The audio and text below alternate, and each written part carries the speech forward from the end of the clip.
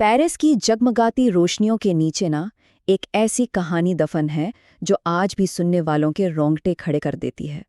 ये कहानी है एक ऐसे व्लॉगर की जो एक भेद भरे तहखाने में उतरा और फिर कभी वापस नहीं आया।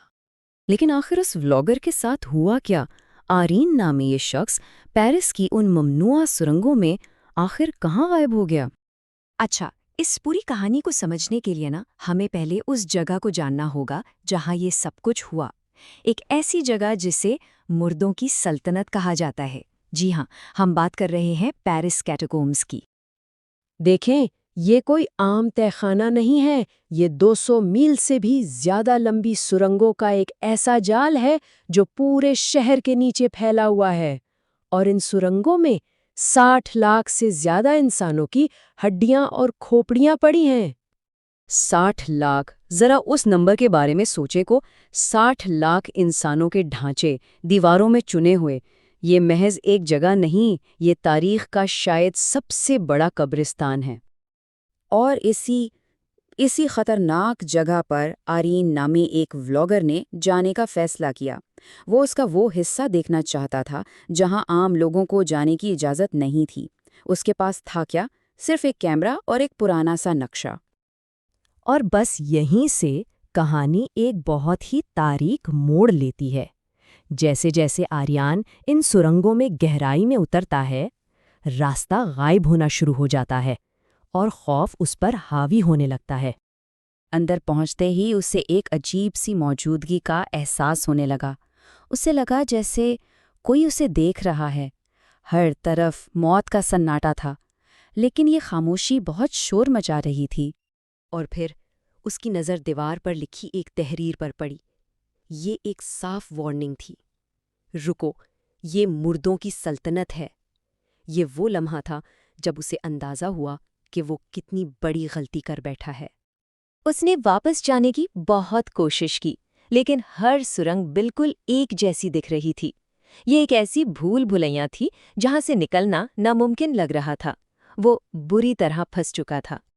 भटकते हुए उसने कुछ बहुत ही अजीब चीजें देखीं।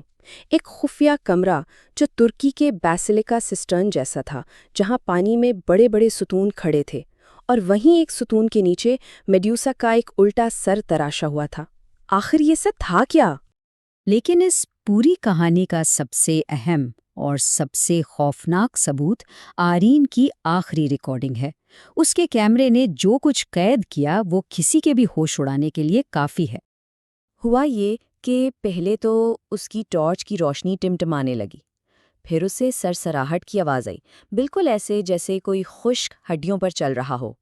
बस इस मौके पर आर्यान का खौफ अपनी इंतहा को पहुंच गया और वो अंधाधुंध भागने लगा। भागते भागते उसे आगे एक हल्की सी रोशनी नजर आई। उम्मीद की एक किरण, बाहर निकलने का एक रास्ता। उसे लगा कि वो बच गया। लेकिन जैसे ही वो करीब पहुंचा, वो रोशनी अचानक गायब हो गई। तब उसे एहसास हुआ वो घूम फिर कर वहीं वापस आ गया था जहां से उसने शुरू किया था। और फिर उसकी टॉर्च भी मुकम्मल तौर पर बंद हो गई। घटाटोप अंधेरे ने उसे अपनी लपेट में ले लिया। वो उन लाखों मुर्दों के दरमियान बिल्कुल अकेला और बेयारो मददगार था। रिकॉर्डिंग पर जो आखिरी आवाज थी वो किसी चीख की नहीं थी, बल्कि अंधेरे में गूंजती एक पुरस्रार, बहुत ही अजीब सी हंसी थी। ये हंसी आखिर थी किसकी? ये राज आज तक कोई नहीं जान सका। तो इस वाकये के बाद क्या हुआ? जब आर्यन वापस नहीं आया तो जाहिर है उसे ढूंढने की कोशिशें शुरू हुईं। लेकिन इस तलाश के नतीजे ने इस कहानी को और भी पुरअसरार बना दिया। तलाश करने वालों को उसका कैमरा तो मिल गया और उसके साथ वो खौफनाक आखिरी रिकॉर्डिंग भी, लेकिन आर्यन का कोई सुराग नहीं मिला। ना उसका जिस्म, ना उसके सामान का कोई टुकड़ा, कुछ भी नहीं। वो बस जैसे हवा में ही तहलील हो गया था। तो सवाल आज भी वहीं का वहीं है।